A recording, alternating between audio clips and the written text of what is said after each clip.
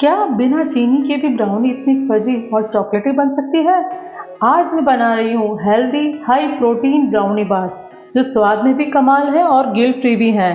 तो चलिए शुरू करते हैं, बनाते हैं हेल्दी ब्राउनी बार्स। इन ब्राउनी बार्स को बेक करने की भी ज़रूरत नहीं है, बस सब इंग्रेडिएंट्स को मिलाकर ग्राइंड करना है और एक डिश में सेट कर देना है। चॉकलेट ऊपर से डालकर कटे हुए ड्राई फ्रूट्स डालिए और सेट होने के बाद डिज़ायर शेप में काट के सर्व कीजिए।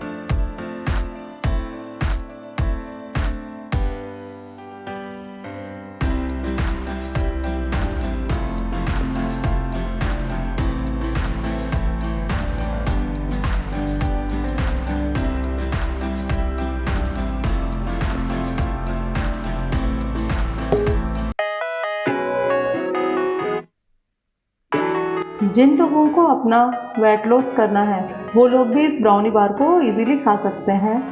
यह कभी भी आपका वेट नहीं बढ़ने देगी और इस रेसिपी को आप लोग ज़रूर ट्राई कीजिएगा और कमेंट सेक्शन में मुझे अपना फीडबैक भी ज़रूर देना।